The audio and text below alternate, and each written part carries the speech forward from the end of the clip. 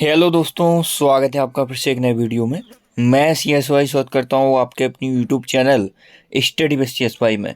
जैसा कि हम कंटिन्यू SSC GD भर्ती 2025 के लिए GS प्रैक्टिस सेट का रिवीजन कर रहे हैं, उसी क्रम में आज हमारा प्रैक्टिस सेट नंबर 28 है। स्टार्ट करते हैं प्रैक्टिस सेट नंबर 28 का पहला क्वेश्चन। पहली निर्वाचित संसद निम्नलिखित में से किस वर्ष अस्तित्व में आई थी? तो पहली जो निर्वाचित संसद है वो किस वर्ष में अस्तित्व में आई? तो 1952 1952 में यह अस्तित्व में आई थी। संसद की यदि हम बात करें तो भाग 5 में इसका वर्णन मिलता है। और संसद 3 चीज़ों से मिलकर बनती है, राष्ट्रपति, राज्यसभा और लोकसभा। जब यह मिल जाते हैं तो संसद का गठन करते हैं। राज्यसभा का वर्णन आर्टिकल 80 में है, लोकसभा का 81 में है, 52 में लिखा हुआ है कि भारत का एक राष्ट्रपति होगा। और पूरी संसद की यदि हम बात करें तो आर्टिकल 79 में संसद का वर्णन है। प्रथम आम चुनाव कब हुए थे? तो 25 अक्टूबर 1951 से 21 फरवरी 1952 के बीच आपके प्रथम आम चुनाव कंडक्ट कराए गए थे। राज्यसभा 3 अप्रैल 1952 में अस्तित्व में आती है। लोकसभा 17 अप्रैल 1952 और 13 मई 1952 इसकी बैठक होती है। तो आपको तीनों आर्टिकल इम्पोर्टेंट याद रखना है। सरला एक ट्रैक है इसकी। सा से बना संसद आर्टिकल 79 में है, रा से बना राज्यसभा आर्टिकल 80 में है, ला से बना लोकसभा आर्टिकल 81 में है। अभी तक आपने अपने YouTube channel study with CSY को सब्सक्राइब नहीं किया है तो सब्सक्राइब करके जुड़ जाइए। निम्नलिखित में से किस अनुच्छेद में मौलिक अधिकारों के साथ असंगत या उनका अल्पीकरण करने वाले कानूनों का उल्लेख किया गया है? तो अनुच्छेद 13 में मौलिक अधिकारों के साथ असंगत या उनका अल्पीकरण करने वाले कानूनों का उल्लेख है। आर्टिकल 12 से 35 की यदि बात करें तो 12 से 35 तक आर्टिकल मौलिक अधिकारों से संबंधित हैं। भाग कौन सा है? तो भाग 3 है। किस देश के संविधान से लिए हैं? USA अमेरिका के संविधान से हमने मौलिक अधिकारों को ग्रहण किया है। राज्य की परिभाषा आर्टिकल 12 में है। राज्य की परिभाषा अनुच्छेद 14 में लिखा है, विधि के समक्ष समता एवं समान संरक्षण, मतलब कानून के समक्ष सभी समान हैं। जाति, धर्म, वंश, लिंग, जन्म स्थान के आधार पर भेदभाव नहीं किया जाएगा, यह आर्टिकल 15 में लिखा हुआ है।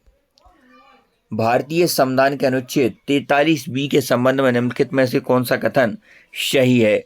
तो यह 44 में संविधान संशोधन जोड़ा गया नहीं है, आजीविका के अधिकार संबंधित नहीं है, यह सरकारी संगठन से संबंधित है, यह सहकारी संगठन से संबंधित है। आर्टिकल आपका सही हो जाएगा 43B के बारे में।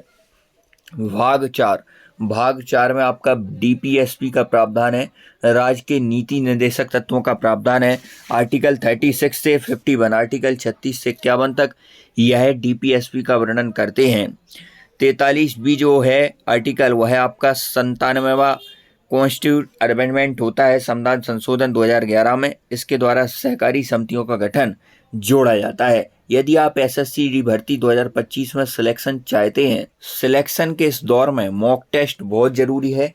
एवरी संडे को RWA एप्लीकेशन पर सिंपली आप गूगल प्ले स्टोर पर जाएंगे, रोजगार वित्त अंकित सर्च करेंगे, एप्लीकेशन है तो उसमें आप मॉक टेस्ट वाले फोल्डर में जाकर SSC GD का मॉक टेस्ट जरूर लगाएं। आपकी यदि 2 से 3 महीने से ज़्यादा तैयारी हो चुकी है तो आप मॉक टेस्ट जरूर लगाएं। और ये हमारा कंप्लीट एनालिसिस वीडियो आ जाता है, मॉक टेस्ट लगाने के लगभग 10 से 11 बजे तक यह वीडियो आ जाता है, इसको जरूर देखें। 4 नंबर क्वेश्चन की यदि हम बात करें, किस वेद में सभा एवं सम्मति को प्रजापति की 2 पुत्रियां कहा गया है? तो अथर्ववेद में सभा एवं सम्मति को प्रजापति की 2 पुत्रियां कहा गया है। सबसे पुराना वेद कौन सा है? तो वो है आपका ऋग्वेद। सभा श्रेष्ठ लोगों की और सम्मति साधारण जनता की, तो यह 2 प्रजापति की पुत्रियों का वर्णन अथर्ववेद में मिलता है। इसके बाद अगला क्वेश्चन, वज्जी महाजनपद की राजधानी है? तो वैशाली। वैशाली महाजनपद की राजधानी है।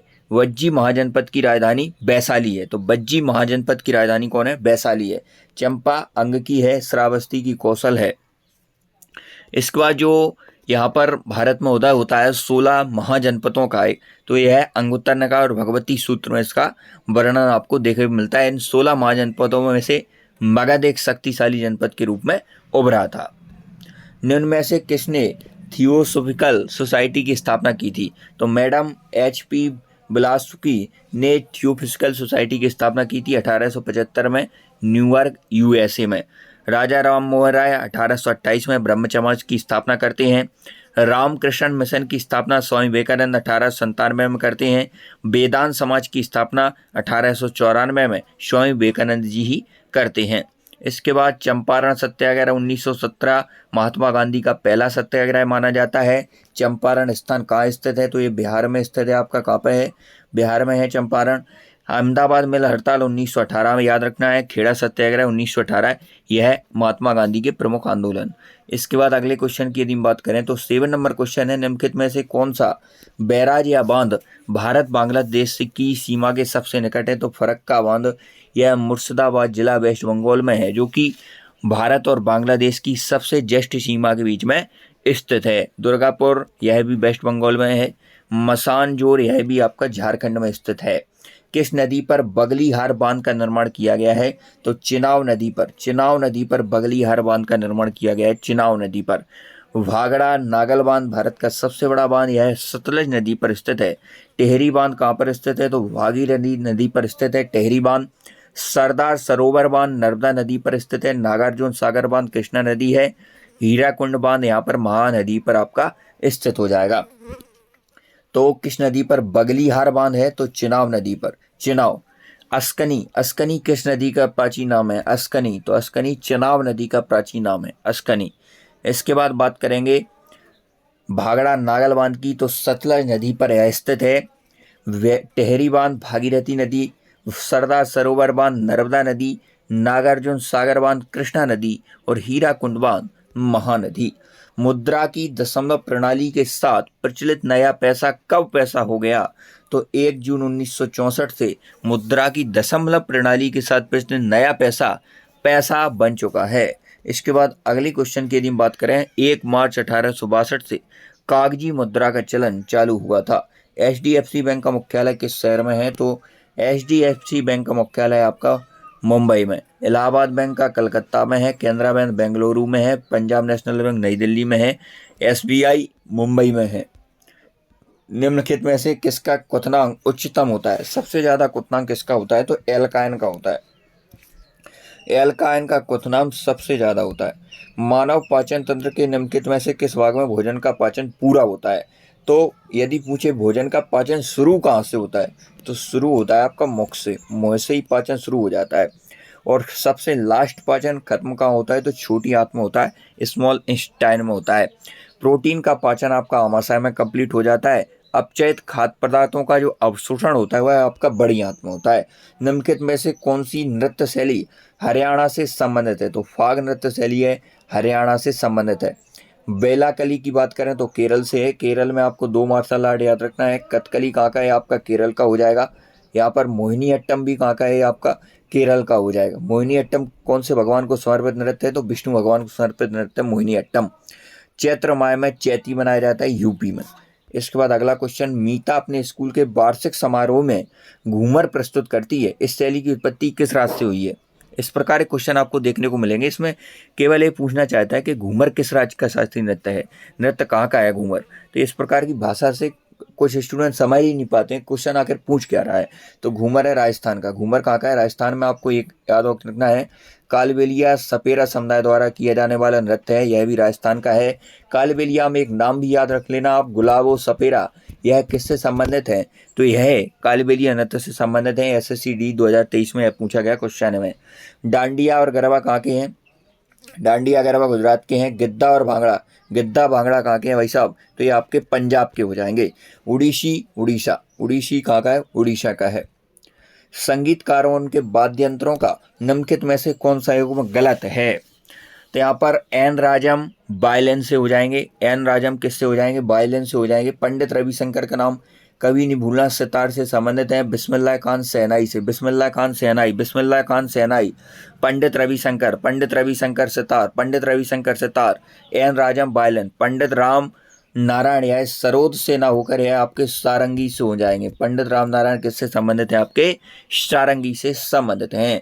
निम्नलिखित में से सबसे कम उम्र के पद्मश्री पुरस्कार प्राप्त करने वाले ताल वादक हैं? तो जाकिर हुसैन यह सबसे कम उम्र के पद्मश्री पुरस्कार प्राप्त करने वाले ताल वादक हैं। इनका जन्म 9 मार्च 1951 मुंबई में होता है। इन्हें पद्म भूषण 2023 में मिलता है। पद्म विभूषण वेरी इंपॉर्टेंट हो जाएगा 2023 वाला।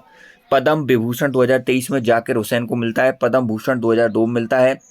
और जाकिर हुसैन है किससे संबंधित? तो एक तबला से संबंध रखते हैं आप जाकिर हुसैन। पद्मश्री 1988 में इन्हें तीनों अवार्ड मिले हैं भाई साहब।